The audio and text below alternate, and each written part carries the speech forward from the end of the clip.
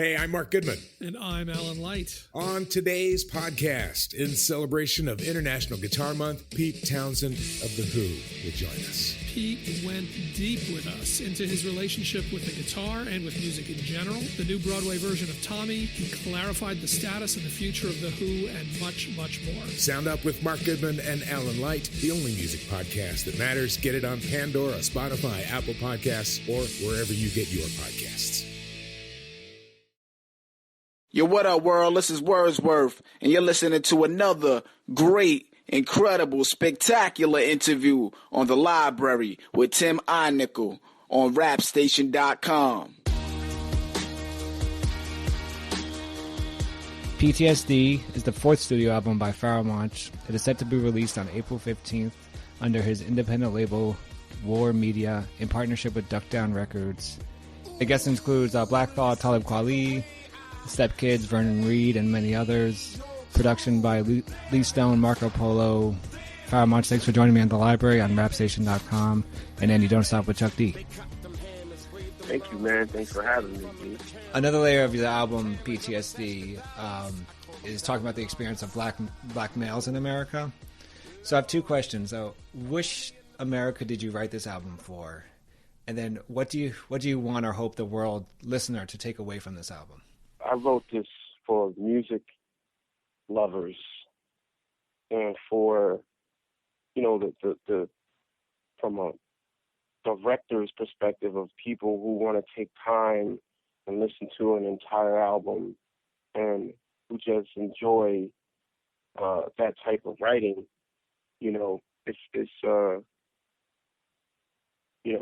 It's for, I think, millions of people would welcome and enjoy and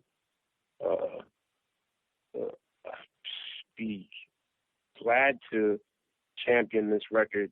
The problem is getting it to them in the marketing, and that's why you interview and that's why you do shows. But I think it's one of my best written albums, and in terms of who listens, I never think of that when I'm creating in terms of culture or class or race or whatever. It's just, this is for the sci-fi, Breaking Bad, nerd,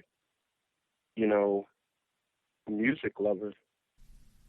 I'm going to continue on. To talk about Bad MF, Chuck D on Twitter wrote, quote, "When Blaze voted you, speaking about you, Pharoahe Monch, top 50 of all time, I was like, okay, this magazine was legit." And he also said, "Damn, at Pharoahe Monch, damn, this MF is number 3 on radio, on Rap Station Radio. It ain't a game, he ain't a rook."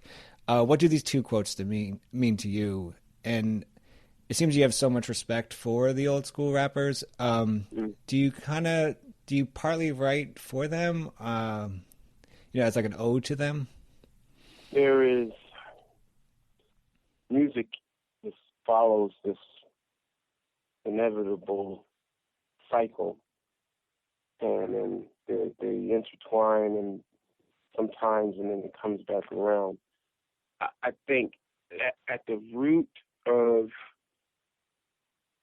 what good standard quality hip hop is about, therein lies Public Enemy. And I think it should make you move, it should make you dance, it should make you think. It should have a voice to it and a rhythm. And it doesn't have to be political, obviously, but for me,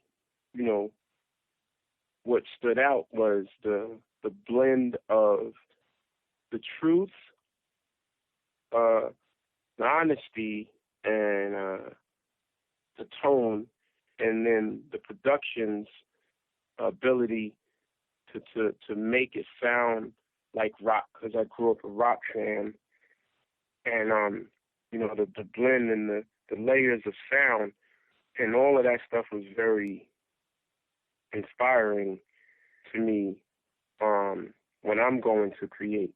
And so I'm trying to evoke that same emotion. It's funny that Chuck gravitated to the Bad MF record because, you know, a lot of that influence and a lot of what I learned from PE is in that song. You talk about radio, suckers never play me, and you talk about radio stations, I question their blackness. These are questions, you know, and, you know, I said to myself, let me ask a question on this Bad MF record. You know, who put these on top, putting out that music, call it top? You know, it's in the same vein. I want you to think about that bridge right there. It's supposed to be alliteration with the P's, and it's supposed to sound good, but it's also supposed to make you think. Yeah, who is responsible? The fan, the radio, the artists themselves? Is it just a music statement, or is it a statement about the state of where the voice of the people? Who is that voice now, and who is standing up for what they believe in, like Mandela did and Martin did? Who is that person now? And it just seems really flimsy right now. So the aggressiveness of that record kind of forced me in a direction to say, you know, I think a lot of these people are posers. Right. You know? Right. I mean, rap music is now, you know, the new pop music, so it's really just kind of, it's not about knowing the culture, it's about trying to make the quick buck, right? Yeah, exactly. There's obviously so many good tracks on this album. I want to ask you about all of them, but so I want to kind of continue on. Rapid Eye Movement featuring Black Thought. It appears to take us into a lyrical session of a therapeutic technique known as EMDR. Mm-hmm. You know, where a patient follows a therapist's hands movement while recalling a disturbing event. And when I listened to it, I was imagining like an EMDR session where you are just kind of spitting from what's going on in all parts of your brain. Is this the way you wanted us to hear the song? And also, what was the writing process like on this song working with Black Thought? The whole record is up to film, and I'm casting for music, and I'm casting for actors, and I need the right people. When I got that music, I was like, I only want one person. I want one person to play this role. I want one artist, and that's Black Thought. You know, I mulled around some other ideas, you know, and I stuck on casting him, so to speak, because I already knew that Rapid Eye Movement for me should be this, like you said, sporadic. Oh, here's a thought. Here's another. I'm crazy. I'm mad, and here's something that I wouldn't normally say if I wasn't in this dream state. And there's another thing I wouldn't normally say. Oh, you know, but making sense. That's the style of it. And then I needed someone to come in, same intensity, same skill level, but then he has so many lines that draw you in and stop you and make you respond, oh, you know, and he brings it back home like I knew he would do. As well as this song is mentally, what's happening is as I'm trying to, you know, still make these statements out against what I think is wrong and bad enough, you know, there are consequences to that. And so even the video that we're doing, you know, the goons come out and they beat my ass for saying what I said. And so recruiting Black Thought is like, hey, I need some help. I can't fight this fight on my own. That actually gets me into another question I kind of was going to ask you a little later, but it's definitely a concept, kind of an overarching approach to each of your last two albums, but also, of course, this one, PTSD. It seems you're very selective with who you collaborate with. I was wondering what's the relationship between the collaborators and your artistic process? Like, do you already know? I mean, do you have an idea of who you want to work with prior to it for all the albums, or does that change based on how, I guess, the album grows? Yeah, it definitely changes as the album is growing. You know, it's like, it's never a situation where I'm like, hey man, I need you to spit 16 on this beat. It's always usually something that's centered around some type of concept, and you could take it there and you could do what you want, and the artist always has that liberty. But I'm like, we're assassins, we're the last of the assassins, and this is what's happening, so on and so forth. With Rapid Eye Movement, I'm like, oh, you know, it's a dream sequence in my head. I'm going in and I'm trying to spit ferociously.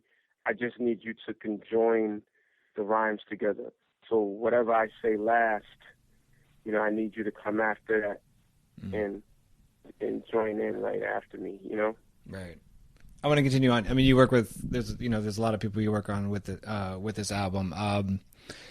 With the track Dream, you work with, it features Talib, Kweli. I know you guys have known each other for quite a while, obviously, and, you know, have done a few collaborations together.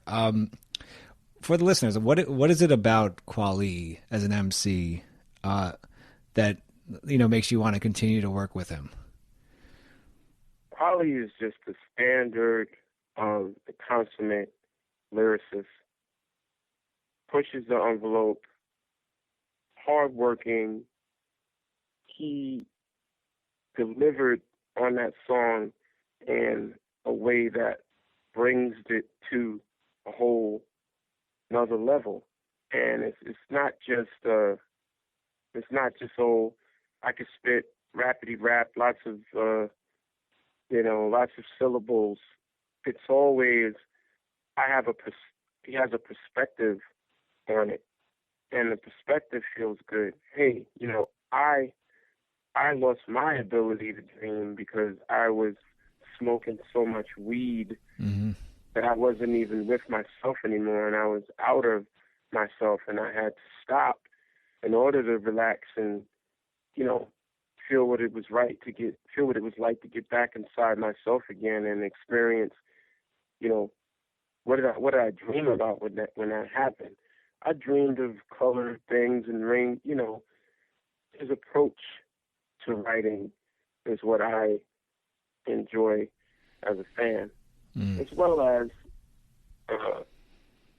you know, his work ethic outside of the studio, on the stage, on tour, with the label, and so on and so forth, is an example, you know what I'm saying, that every artist can follow. Ooh, listen to the way I slay your crew. Damage, damage, damage, damage. They cock them hammers, wave them llamas, but that's that in front of the camera drama. When the cameras are attached to dollies, I call them dolly llamas. Move low, hold me in the palm of your hand, load me. You know exactly what I am. Murderer, when I'm inserted onto the top of 15 family members, it's the curse of the proverbial anarchy, start of the martyr. This is what I have been converted to do. What I do is insanity, profanity, when they manually hammer me annually. You don't tickety phase me, yo. I won't tickety cage you, bro. Tickety up you in half like it's nothing minus the laser scope. Then I will ring your bell like Avon before displaying some of my various tattoos. Trayvon, the Oscar award-winning Ayanna Jones. Hey, Sean. Sworn to be cannon fodder for your father. Slaughter daughters, armor-piercing tumblers, more deadlier than napalm. Off the stray bullet, I take aim when the gun draws. For everlasting fame, I will maim those who change the gun laws. Cause post-traumatic stress disorder acts any vet I work with. My purpose, catching bodies like safety nets at the circus. Ooh, listen to the way I slay your crew. Damage, damage, damage, damage. You must live like Oliver. Switch that your name off my calendar. See, that was me through a silencer. What you just heard was a 44 caliber. Now you can fill in the blanks. I will pillage your town, killing them with Dillinger rounds. Little figure thick cause I'm willing to play. See, I'm so certified, I'm fortified. Like, you'll be mortified if I would put on string. What I've seen, how far, Holy Bible, rival, vital organs, little bitty baby bodies, bridal gowns, coffins, morphine, gangrene, slawson, swap, meet, greet, pop. I don't sleep, I don't stop, I love hate. Hate cops. That's why I laugh when you pull it. I'm motivated and crass. I'm so elated when I see them on the news. They flying the flag half-mast. See, there's no need for conversation when we're discussing the bullet's point of view. Ooh, listen to the way I slay your crew. Damage, damage, damage, damage, damage, damage, damage, damage, damage.